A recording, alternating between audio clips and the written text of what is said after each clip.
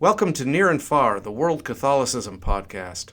I'm your host, Bill Kavanaugh, Director of the Center for World Catholicism and Intercultural Theology at DePaul University in Chicago.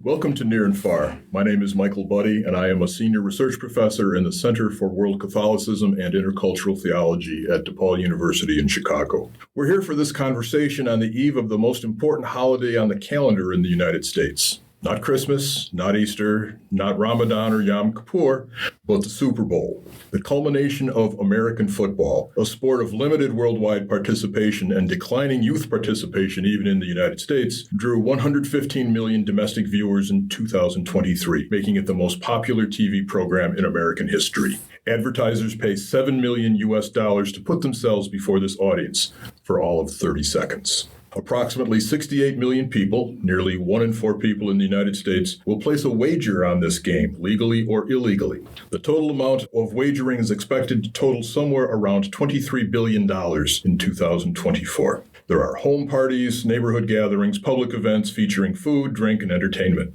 Like other secular holidays, there are carefully observed rituals, pre-game practices, a gala halftime music performance, lavish tributes to American military power, endless commentary on matters before, during, and after the feature athletic performance. But we're not here to talk about the Super Bowl. We're here to talk about sports more broadly, while more specifically talking about sports and their place in a Catholic perspective on life. With me today is Professor James J. Carney, J to his friends, Associate Professor of Theology at Creighton University, a Jesuit university in Omaha, Nebraska. He directs the university's Christian spirituality program and is an expert in African Catholic theology. His interests range widely, and we've invited him to talk about his latest book. It's entitled On the Eighth Day, A Catholic Theology of Sport, published by Cascade Publishing. It's a thoughtful and engaging exploration of a long-standing relationship, Catholicism in play, leisure, and the like, that's unknown to many people. As we'll explore in our conversation, sports, its problems and possibilities, are also a main concern of Pope Francis,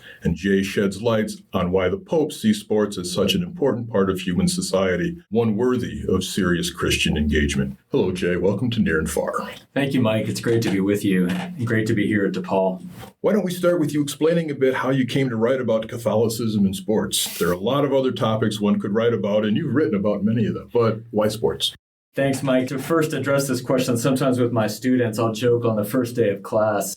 And just to put this, since we're on a podcast, I'm around 5'9", maybe 155. I don't have the most illustrious athletic background, but I'll often say, this started when I was an All-American linebacker at Alabama. The coaches would ask, Carney, you're so religious and you're so athletic. No. So to be honest, like many, I grew up playing sports, particularly soccer and tennis. Been a fan my whole life, at times maybe too much. My wife actually says as I've gotten older, I've mellowed, into, I don't have emotional breakdowns when my beloved Arkansas Razorbacks lose. But honestly, the impetus for this book came out of teaching. And my colleague who I co-authored the book On the Eighth Day that you mentioned is named Max Engel. He's a good friend and colleague of mine at Creighton. And Max approached me, this was probably in 2015-16, and said, we have a whole generation of students, particularly young men, but also many young women who love sport. They love sport a lot more than religion, right?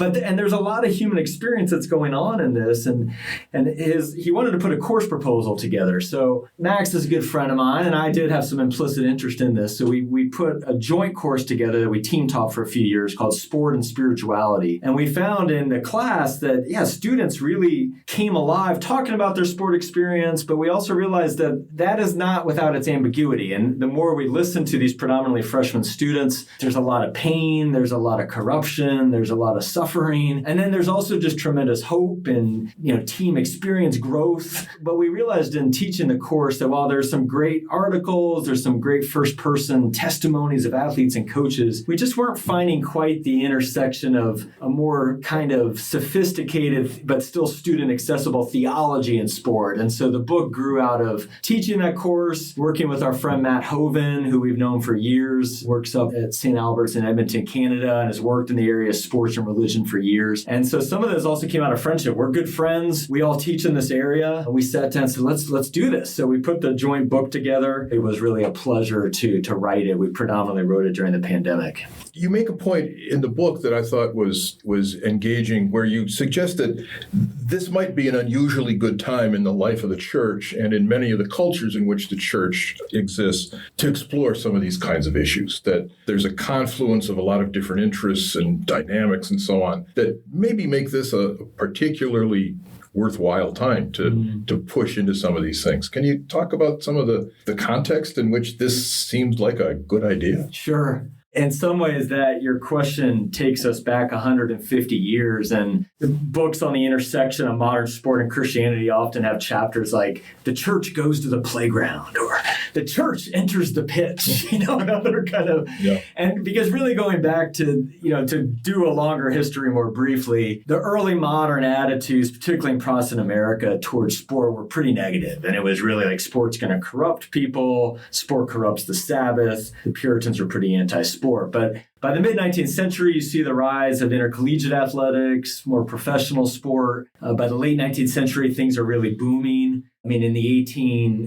year 1900, there were 20 million fans going to baseball games, if I recall that. There was a game between Yale and Harvard that had 90,000 fans, right? So this was in the 1890s. So there's this huge phenomenon, and I think Christians resisted that, like they often do, and then they capitulate, right? So, and part of what I think our book does is to say, okay, complete resistance isn't helpful, right? And there's good things in this world of sport. There's a reason people are attracted, but the complete capitulation is also problematic, and you get these kinds of extreme things in the early 1900s of, popular writers talking about Jesus, the little scrapper, and how, if he was a boxer, he would have laid the 1-2, like put him down. Apparently they read the Passion narrative differently than any I've seen. But, so with that, so in some ways, the moment you speak of has been a longer historical moment. I do think in the 21st century, sport is a big business. Obviously, we have NIL, which has fundamentally transformed college sport For now. people outside the United States, what does NIL Sure, yeah. mean? So NIL is name, image, and likeness, and it allows university athletes to profit personally off the usage of their name, image, or likeness in merchandising and marketing. So the school is not paying them directly, but they can make money. So for college athletes that, in fairness, sometimes we're undercompensated. Now, for example, at Creighton, which is my university, this is unofficial, but we likely have a player making over $1 million this year in NIL money. And this is in the otherwise amateur world. Right.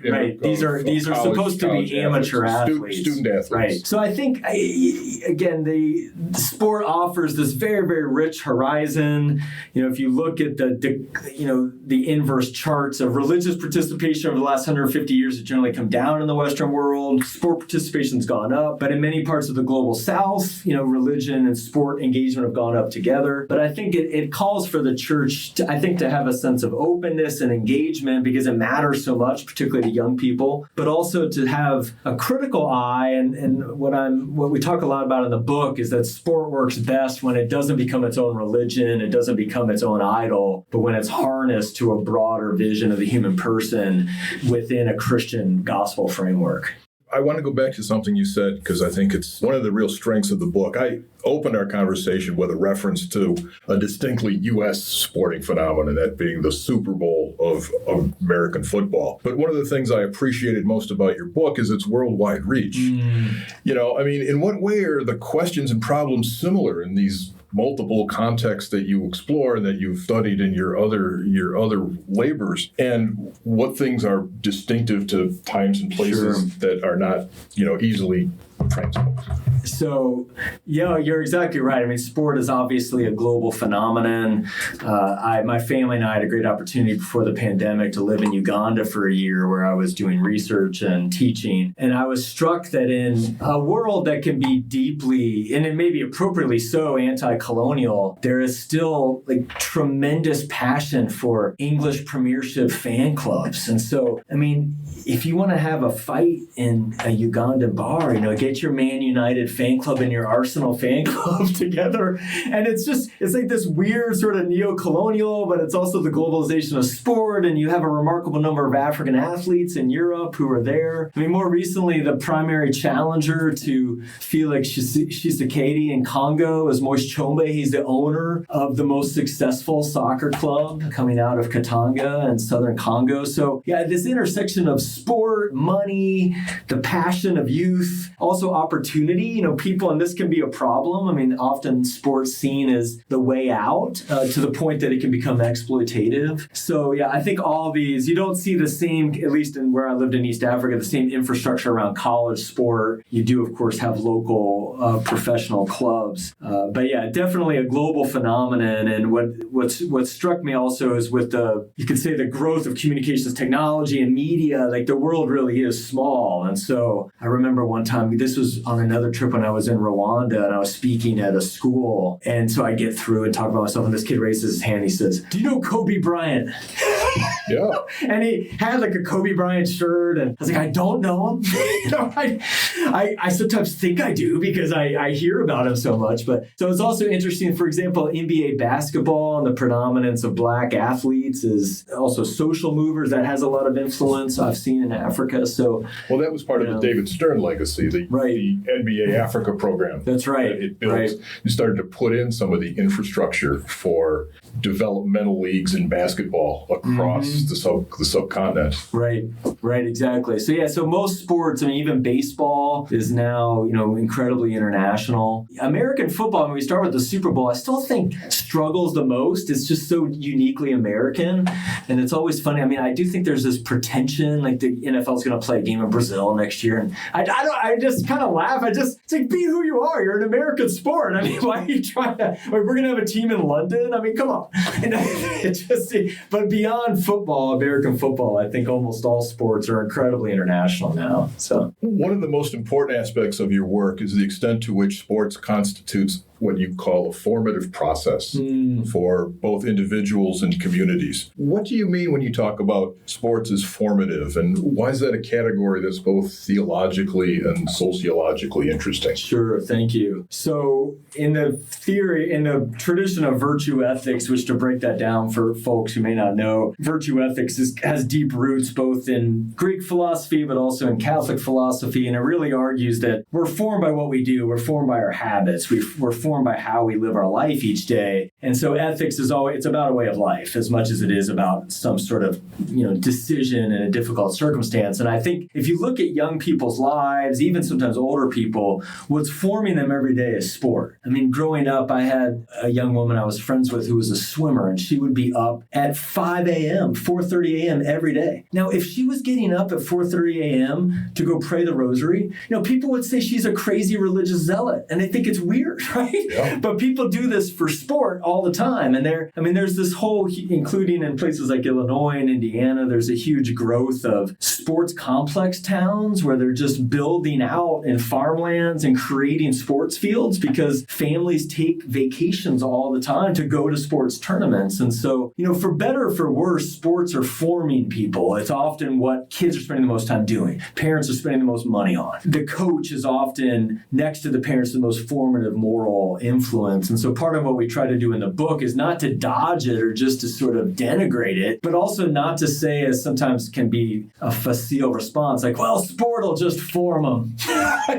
they'll just become virtuous. It's like, no, that's not, that doesn't necessarily happen. And you have to be intentional and think about, okay, how are we actually forming these young people? And I think the Catholic tradition would have a distinctive voice on that. So I think that kind of easy assumption that you poked a little bit of fun at there makes a lot more sense if you're talking about a culture that at least has this sort of thin veneer of religiosity that already presupposes a compatibility of identities and allegiances between God and country and your place in society and so on, that they're all seamless and there are never any conflicts between them. Right. So, whether it's a fellowship of athletes that just, you just want to get right with Jesus, and then both your career and your family life and everything is going to just be swell. Right. That's right. That a Catholic sensibility has a little more gravel under it than some of those earlier experiences. Right.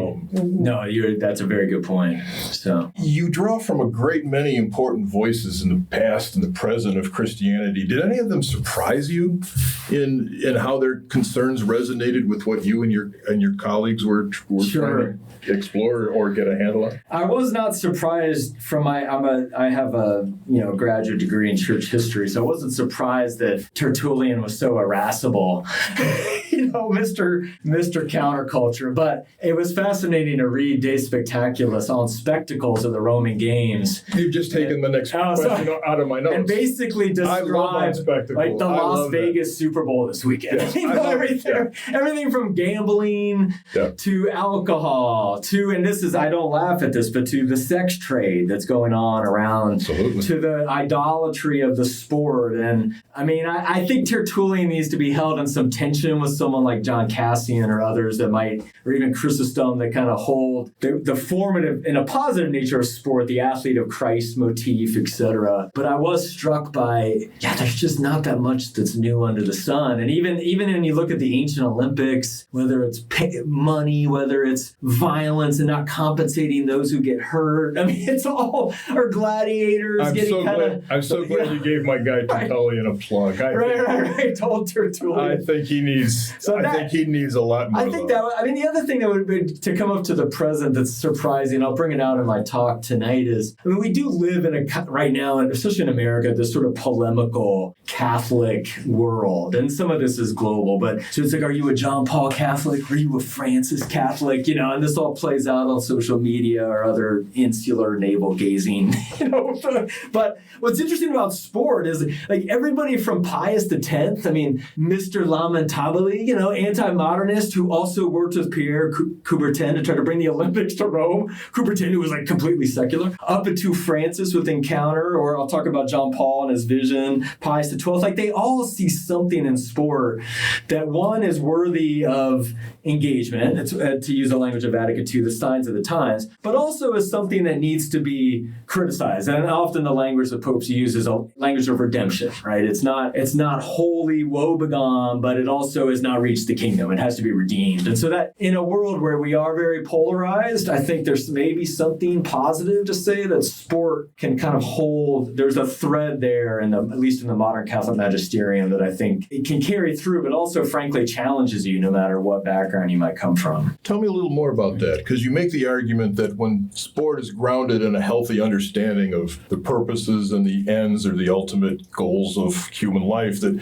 sport can become a complement to what we see as some really cornerstone Catholic ideas and practices. Can you expand a little bit on that? Maybe an example or two of where one, in fact, draws upon or deepens or enriches the other? Right. Yeah, I do think, in my theology classes, I'll often try to talk to students about the nature of freedom. And so, freedom in a stereotypical modern sense is just the freedom of choice. Give me choices, I can do what I want, I'm an autonomous individual. And I can get at that from Augustine or the religious traditions, and my students might nod, like, will that be on the test? And then go on, like, who are you imposing your values on me? But you don't want that as a partner on the soccer field. Right. But then, so that's to pivot to sports, it's okay, well, let's talk about how freedom works on a sports team if every player just does exactly what they want to do. You know what? I don't want to do that training. I'm not going to do that. No, that doesn't work. Well, tell me more about that. What is that player just a slave? Are they in bondage to their coach? No, that's not right, Dr. Carney. No, well, let's. So it's sort of an entree into, okay, true freedom is a freedom for flourishing. It's communitarian. It's relational. It's not just about me being a narcissist and patting myself. And everybody in my sport classes is aware of, like, the talented athlete is a horrible teammate. Right?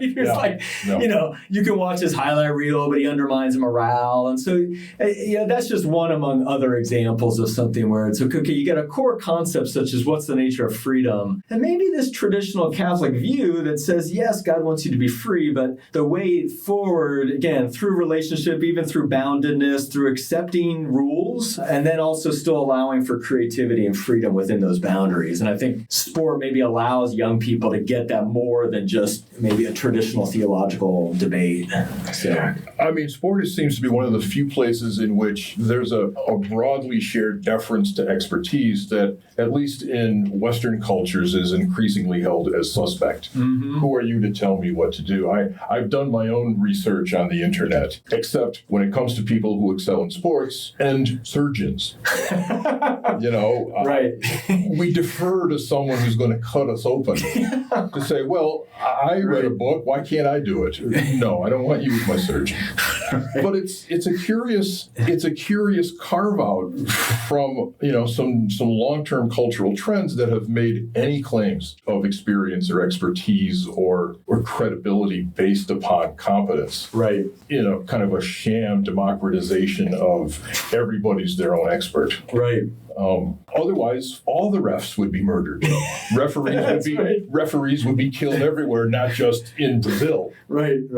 Yeah, and I think that's true. Although apologies to Brazil. if you look at fan boards or you listen to talk radio, which I don't encourage listeners to dive too deep into that world, but you'll see that there is still what you're discussing. I mean, this kind of culture of like, I know better than everybody. How could the coach do that? So and so they should run him out of here, and all. But with that being said, I think there is still a kind of meritocracy in sport that partly goes to this just bare sense of winning. And I think the measurability of that I think does allow people to, sometimes for worse, but sometimes for better, to kind of defer to the expert or the talented athlete or the other, because as a fan, they feel like they're part of that and they can succeed. But boy, I mean, if you don't, as somebody coming from Nebraska, I mean, to see how Scott Frost, the football coach in Nebraska, was welcomed, and then to see how he was sent off, like the people,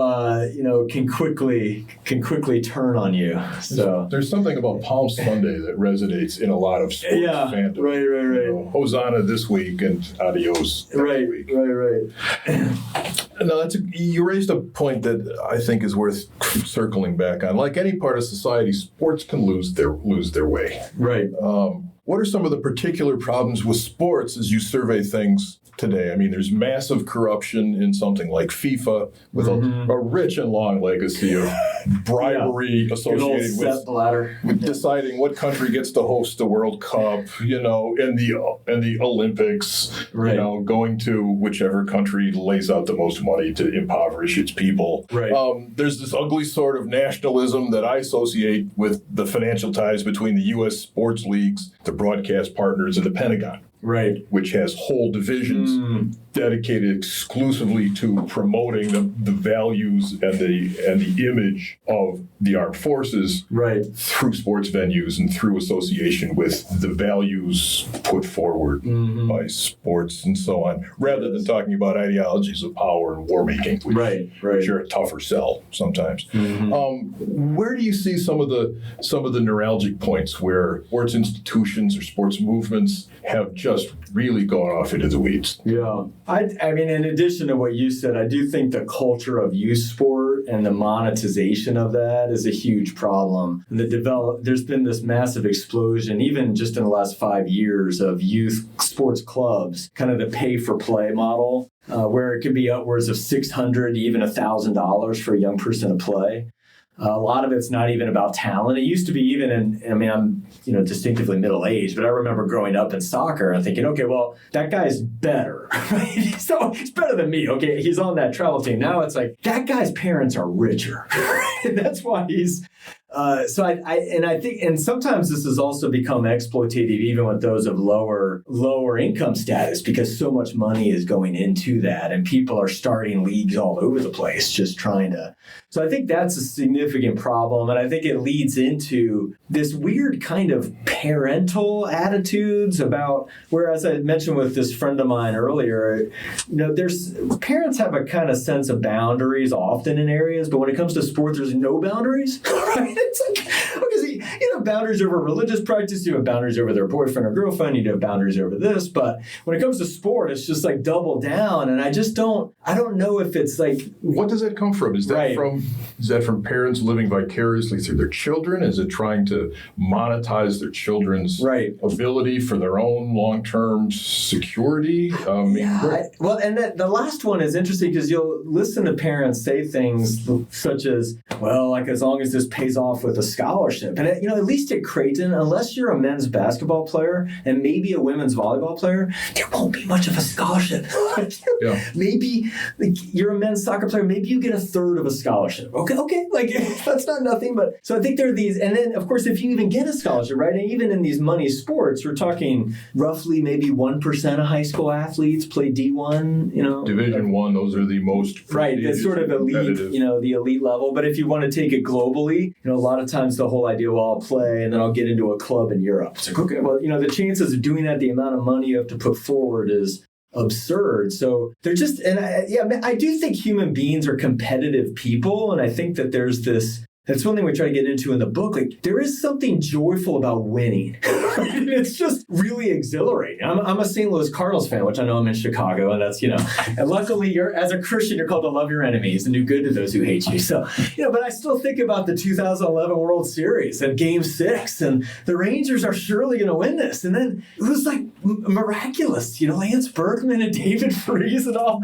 So I think there's something deep in our humanity that resonates with this, and I've seen that with my own kids. I mean, my kid winning this, and I just feel so great, right? And so, but what I've seen, even in some of these film clips I'll do with students, if you look carefully at the young person, their face is often kind of neutral or even kind of up and down, and then they'll flash to the parent in the stands, and the parent's like, has this kind of maniacal look in their eyes. And do you see this outside of Europe and North America? Do you see it it takes different forms? That's a good point. Is it an economic exigency that, like the joke being that Africa won the World Cup last time? Yeah, right. African athletes play for France. But that, in otherwise unpromising circumstances, that becomes a ticket out that fuels its own kind of a youth culture that's not necessarily serving something useful. Right. Yeah, just your first comment makes me laugh because during the 2018 World Cup, I had a good friend of mine who was a priest from Burkina Faso living in the U.S. And I said, I'm sorry that your team's not in it. And I'm sorry that, he said, I'm sorry all the Africa teams are out. He said, oh, no, we're not all out. I said, what are you talking about? He's like, no, France is still there. Yeah. But to go to your colonialism being your deeper question, I don't want to speak for a global context I can't speak fully for, but I do think there is this hope for opportunities, but at least what I saw when I lived in Uganda was also a certain realism among particularly parents that sometimes sport is something you should do for a while, but then you kind of need to get a real job. Or, as a priest I knew said to a young man who played a lot of soccer, okay, when are you gonna stop playing these kids games, and kind of get on with your life? So I think my sense is there's maybe a little more balance, because one of the downsides and what's not always talked about, whether it's in the developing world or whether it's in the U.S., is that money is often the ticket to these other opportunities. If you don't have money, a significant, roughly 25% of families in the U.S. whose families make less than $50,000, their kids aren't playing sport at all. And 90% of families that make over $100,000, their kids are playing sport. And so sometimes people from lower income brackets, whether globally or here, there is a sense, listen, there's a limit to this, you need to move on. And sometimes I think it's actually in the upper income brackets that kind of people can continue to sort of dance this dream because, well, if it doesn't work out, we'll help you here, we'll put money into this, and we'll just keep throwing money at it until it works out. So it's an interesting question you raise, because you're talking about capitalism. You're talking about the commercialization of sport, but really you're talking about economic processes that work more broadly, situating sport as one industry within a larger set of relationships. That's right. And that's not always explored in a lot of this literature, that the modest amount of it that I'm familiar with. How do we think through that in a useful way? Right.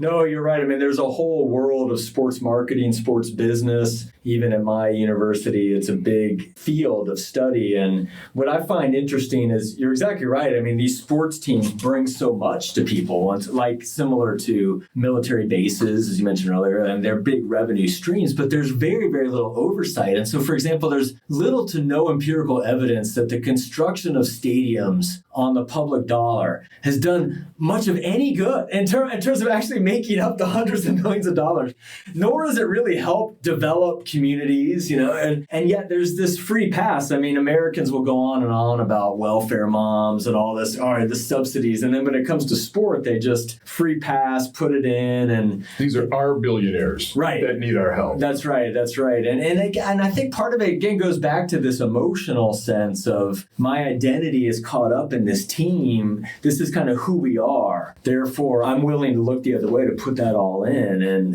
in a healthy way, I think a sports team can. I grew up near Washington, D.C., and in that time, times have changed, but the Redskins, I mean, they held everybody together politically, racially. I mean, but it can also lead to just a complete lack of oversight, no checks or balances, and just a pretty skewed economic world when you think about who's actually benefiting from this and who's not. So when you talk about identity, then you're already back in the middle of a Christian conversation. That's right. You're talking about discipleship and identity, allegiances, dispositions, and so on. Tell me more about how as the church engages those things, that it can do so without itself becoming co-opted. I mean, I think one of the challenges in reading some past experiences is an undue confidence that churches or religious movements can move into this sector, and then just by their being there, they can transform these things, when in fact they're the ones who are transformed. That's right. Who become what it is they initially sought to form, purify, uplift, improve, what have you, so that you have religiously affiliated institutions that look like the most rapacious marketers, and who are willing to hold communities or local units of government hostage for benefit.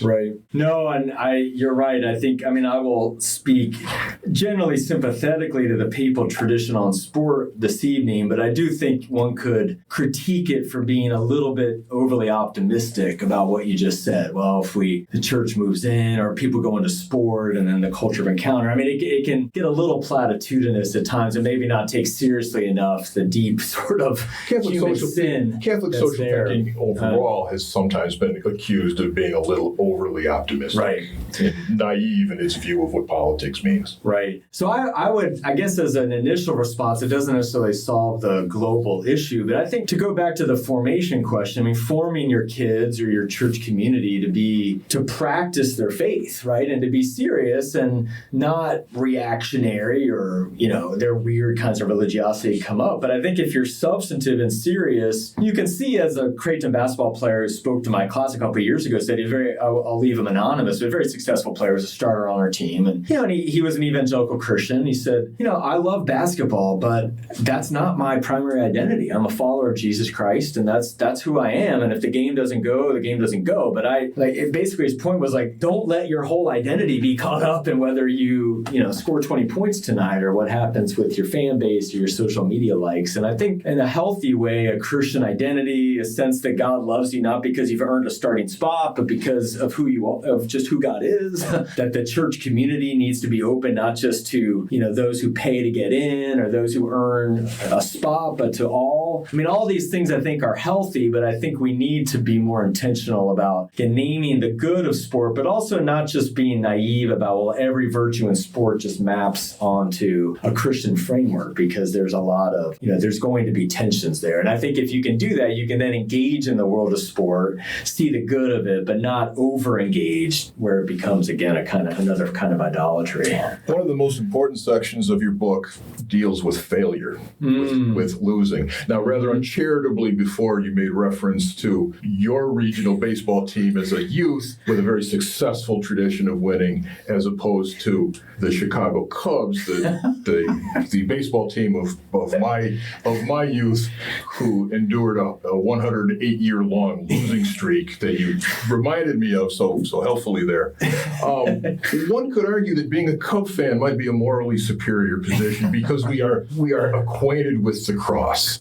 right. And we are acquainted with Via losing. Crucis, you know. You know, when Tolkien refers to this world as being basically the long losing. That's right. You know, talk to me about this. Yeah. Because I think it's a really important part of your reflection that deserves a lot more attention. Well, I will say to these Cubs fans here, I hope you appreciated that in the epilogue of the book, we did talk about the Northsiders. I felt like that was a real gesture on my part, you know, to reach out. So. But no, in all honesty, that was simply largesse from Stephen. I think one of the problems sometimes in sport is also a kind of a superstition that can come in that's really all about winning and avoiding pain and failure, and is not the same thing, I think, as a genuine ritual encounter with God. So we talk about that some, but sometimes what you see even with athletes, and I try not to be overly harsh because part of me thinks it reflects their own spirituality and their piety, but this kind of like, I've just won the championship, or like, I just want to thank my Lord and Savior Jesus Christ. I would think that Lord and Savior was crucified on a cross. Like, it would make more sense to thank him after you just got your butt kicked, you know, than when you're winning, because Christ meets us the most in our pain and suffering, not in our triumph. So, but what we found, you know, both in our work with students and some of that comes through in the writing, is that young people, high school, college students, this is not a forced thing at all. I mean, they may not get, you know, some of the things I'll teach them about genocide in Rwanda or about sort of historical things. Well, they do get, like, I was on the sports team. It was the most important thing in my life when I was 16. And then my knee blew out, and that was the end of my career. And it was like everything I was, right? It's beyond an injury, like my whole identity. And some of them, you know, in a healthy way, like I realized, okay, I had to be more than the athlete. I had to grow in that. Others, it's like I'm still working through that. Some of them, like I played through high school.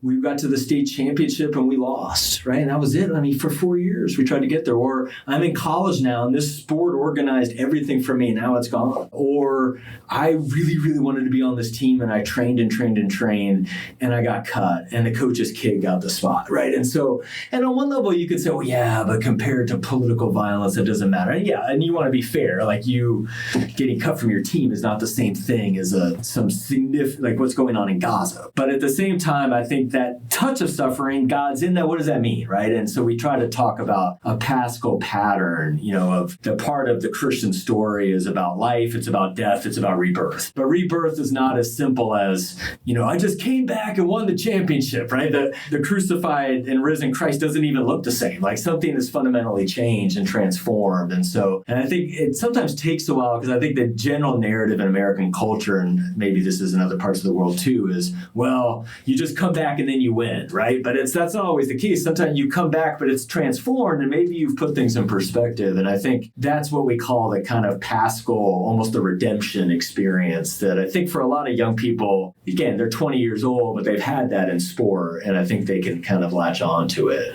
So you suggest that the Catholic understanding of sport has implications even beyond the level of individuals or local communities, up to and including matters of international cooperation, accord, discord, and so on. At one point, you make mention that it's possible that it could have a role to play in matters of war and peace, building a culture of inclusion across the ugly ditches of nationalism and race and more. That sounds an awful lot to ask of what are often children's games, but you've got an ally in that position. You've got somebody named Pope Francis. Right. What's going on there?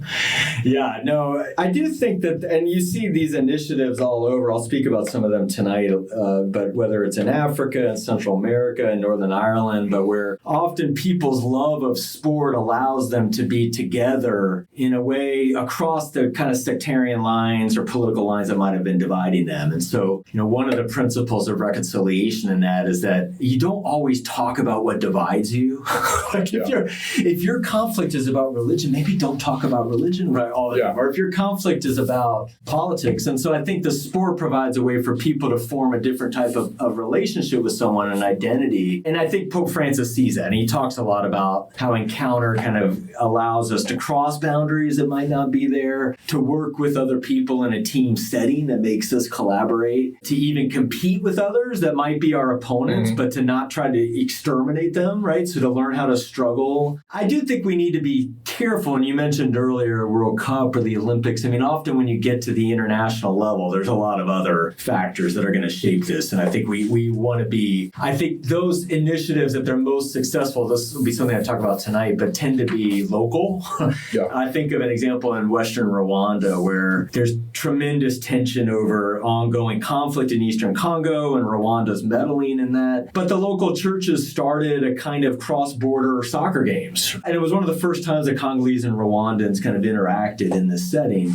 I think that there's real health in that, but that's not the same thing as saying, well, then suddenly we resolved the civil war in the Kibus, you know. Peace broke out because the midfielders. Right. And we don't want to make sport bear too much, if that makes sense. I think we need to be kind of, but that doesn't mean it can't do something. And so, where do you see these discussions going in the future? What are the most important kind of things on the horizon that you think people ought to maybe keep their eyes open for? Yeah, I think particularly on the question of migration, I mean, we're living in the midst of a massive global migration shaped by everything from climate to politics to economics. And I do think, I mean, the whole story of sport's always about migration, and it's typically migration that people favor.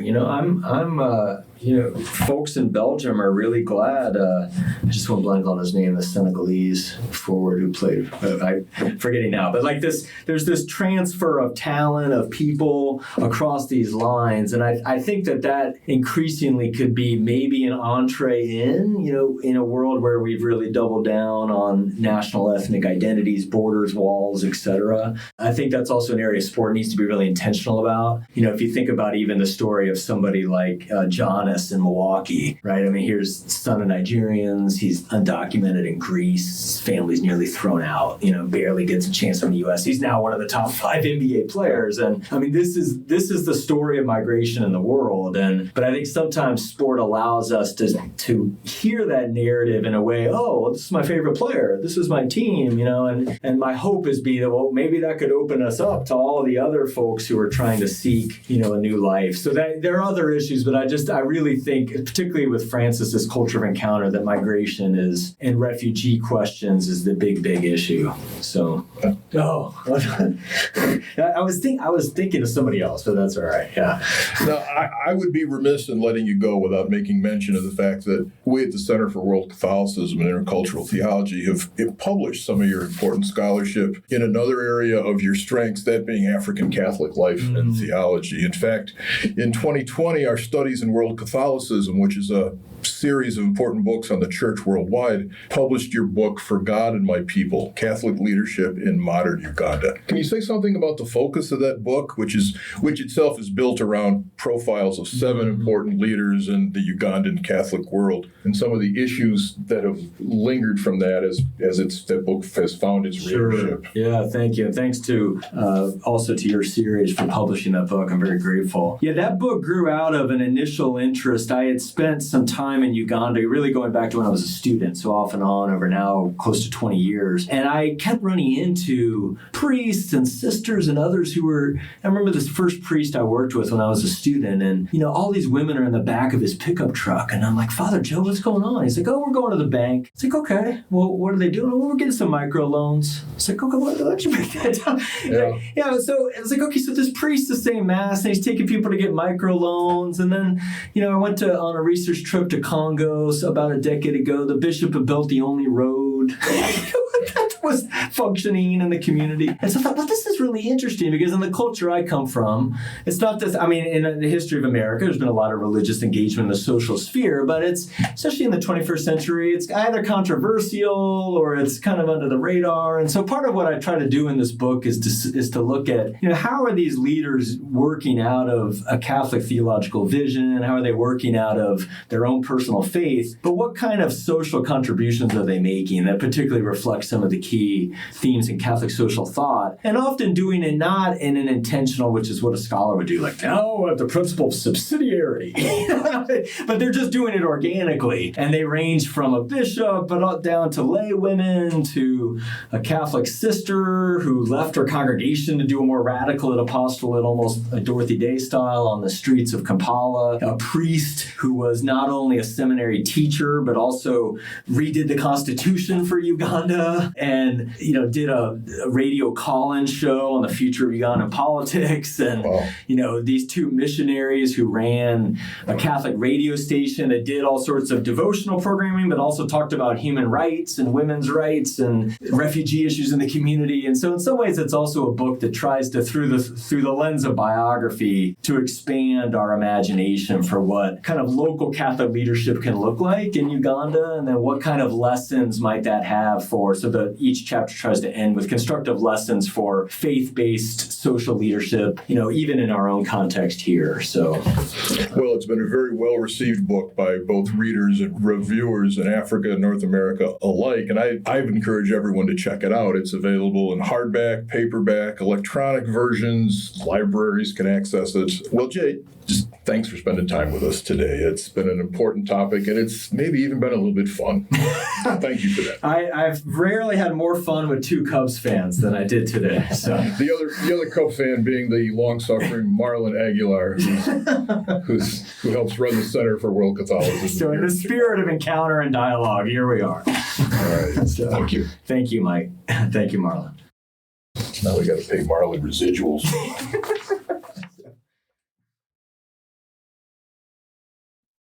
Near and Far is produced by the Center for World Catholicism and Intercultural Theology, a research institute focused on Catholicism around the world, with special attention to the Church in the Global South. The center is sponsored by DePaul University, the Catholic university in the Vincentian tradition in Chicago. Production assistance for Near and Far comes from Marlon Aguilar and Karen Kraft. For more information on the center and its activities, look for the Center for World Catholicism and Intercultural Theology on the web, Facebook, Twitter, Vimeo, and YouTube.